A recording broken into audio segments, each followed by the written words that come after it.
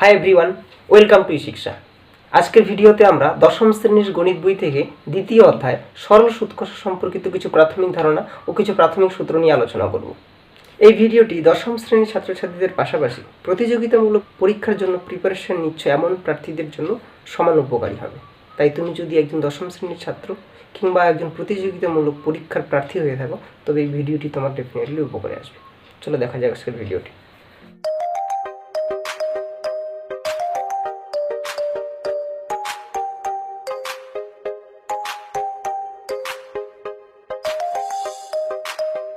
প্রথমে আমরা সরল সুদ কষা সম্পর্কিত কিছু বেসিক টার্ম বা প্রাথমিক কিছু শব্দ সম্পর্কে জেনে নেব। ঠিক আছে, তো প্রথম যে শব্দগুলি আমরা জানবো তাহলে আসল, সুদ, সুদাসল, সুদের হার। এই চারটি শব্দ সম্পর্কে আমরা প্রথমে জেনে নেব।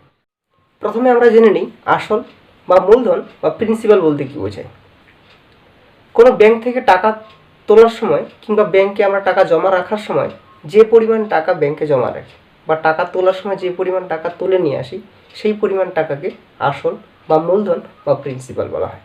ঠিক আছে, তাহলে প্রিন্সিপাল বা আসল বা মূলধন একই জিনিস। সেটা কি?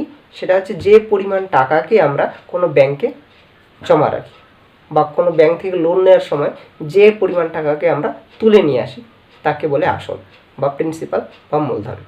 ঠিক আছে, বোঝা গেল আসল বা প্রিন্সিপাল বা মূলধন কাকে বলে। এখানে আরেকটা জিনিস জেনে রাখবো, আসল বা মূলধন বা প্রিন্সিপালকে পি দিয়ে ডিনোট করা হয়। আসল, মূলধন, প্রিন্সিপালকে পি দিয়ে লেখা হয়। সরল সুদ কষা অঙ্কের করার সময় আমরা দেখব যে আসলকে আমরা পি দিয়ে লিখি। এখন আমরা দেখব সুদ বা ইন্টারেস্ট কি। কিছু পরিমাণ টাকা আমরা ব্যাংকে জমা দেওয়ার নির্দিষ্ট সময় পরে ব্যাংক আমাদের সেই নির্দিষ্ট টাকা যাকে আসল বলা হয়, সেই আসলের পাশাপাশি কিছু অতিরিক্ত টাকা আমাদেরকে দিবে। সেই এক্সট্রা টাকাটাকে সুদ বা ইন্টারেস্ট বলে। কিংবা আমরা অন্যভাবে বলতে পারি, নির্দিষ্ট পরিমাণ টাকা আমরা ব্যাংক থেকে ধার নেওয়ার নির্দিষ্ট সময় পরে 3 বছর, 2 বছর, 5 বছর, 10 বছর, সেই নির্দিষ্ট সময় পরে এই আসল টাকাটা আমাদেরকে ব্যাংকে জমা দেওয়ার পাশাপাশি কিছু অতিরিক্ত টাকা ব্যাংকে আমাদেরকে জমা দিতে হবে।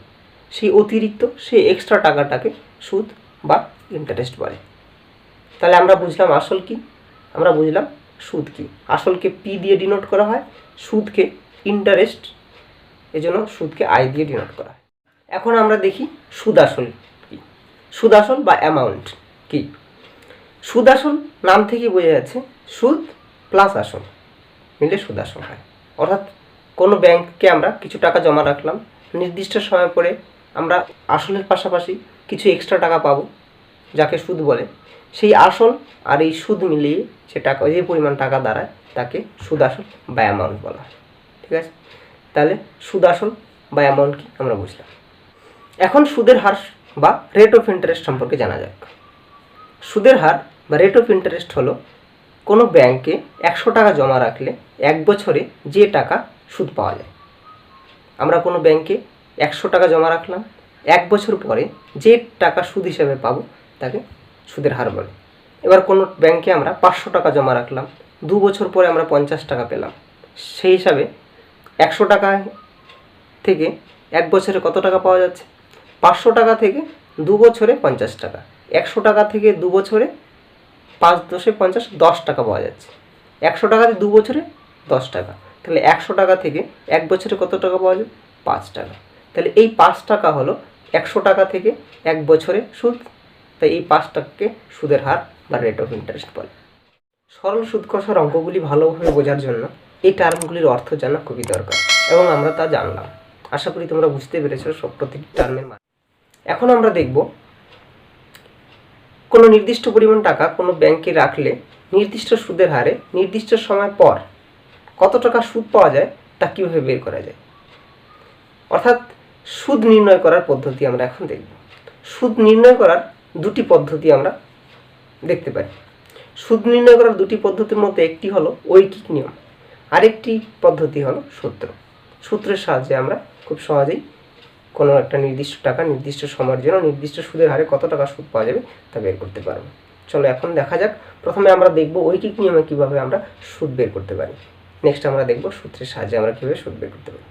ঐকিক নিয়মে সরল সুদ বের করার জন্য ধরা যাক একটি ব্যাংকে 220 টাকা 5 বছরের জন্য রাখা হয়েছে।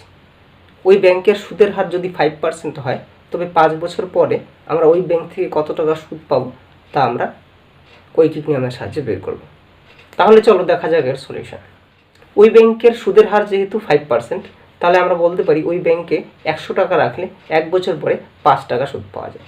তাহলে এখানে আমরা ঐকিক নিয়মে এই অঙ্কটি করার জন্য প্রথমে আমরা তাহলে লিখতে পারি ওই ব্যাংক থেকে 100 টাকায় 1 বছরে 5 টাকা সুদ পাওয়া যায়। তাহলে আমরা পরের লাইন কি লিখব? 1 টাকা থেকে 1 বছরে কত টাকা সুদ পাওয়া যাবে? 5/100 টাকা সুদ পাওয়া যাবে। অর্থাৎ ওই ব্যাংক থেকে 100 টাকা 1 বছরে 5 টাকা সুদ পাওয়া যায়। তাহলে 1 টাকা থেকে 1 বছরে 5/100 টাকা সুদ পাওয়া যাবে। আমরা ওই ব্যাংকে কত টাকা রেখেছি? 220 টাকা। তাহলে এখানে লিখবো 220 টাকা থেকে 1 বছরে কত টাকা সুদ পাওয়া যাবে? এই 220 5 এর সাথে মাল্টিপ্লাই হয়, আমরা জানি, বাই 100। তাহলে 220 টাকা থেকে 1 বছরে 5 × 220/100 টাকা পাওয়া যাবে সুদ। এখন আমরা বের করব 5 বছরে কত পাওয়া যাবে, কারণ আমাদের কোশ্চেনে ছিল 220 টাকা 5 বছরে কত টাকা সুদ পাওয়া যায়। তাহলে 220 টাকা 5 বছরে কত টাকা সুদ হবে? 5 × 220, তার সাথে এই 5টাও মাল্টিপ্লাই হবে, ডিভাইড বাই 100। তাহলে আমরা পেলাম 220 টাকা 5 বছরে 5 × 220 × 5/100 এত টাকা সুদ পাওয়া যাবে। এর ক্যালকুলেশন করলে আমরা খুব সহজে বলতে পারবো যে 220 টাকা থেকে 5 বছরে কত টাকা সুদ পাওয়া যায়। তাহলে এর ক্যালকুলেশনটা করে নিই। 5 দিয়ে আমরা 100কে কাটতে পারি, 5 20 100। 5 দিয়ে আমরা 20কে কাটতে পারি, 4 5 20। 4 দিয়ে 220কে কাটতে পারি, 4 5 20, 4 5 20, অর্থাৎ পাবো 55 টাকা। তাহলে আমরা বুঝলাম 220 টাকা থেকে 5 বছরে কত টাকা সুদ পাওয়া যায় ঐকিক নিয়মে কীভাবে বের করতে পারি। আশা করি বুঝেছো কীভাবে আমরা 220 টাকা থেকে 5 বছরে কত টাকা সুদ পাওয়া যায় তা বের করলাম। এখন আমরা দেখি সূত্রের সাহায্যে আমরা কীভাবে বের করতে পারি 220 টাকা থেকে 5 বছরে কত টাকা সুদ পাওয়া যাবে। তাহলে এখানে দেখি কিভাবে সূত্রটা বানানো যায়।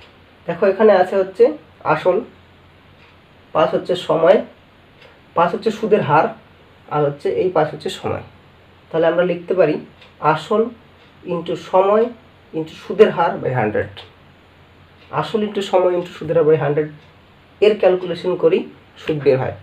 তাহলে সরল সুদ বের করার সূত্রকে আমরা এমনভাবে লিখতে পারি, অর্থাৎ সরল সুদ সমান আসল ইন্টু সময় ইন্টু সুদের হার বাই 100। এই সূত্রের সাহায্যে আমরা সরল সুদকে সহজে বের করতে পারি।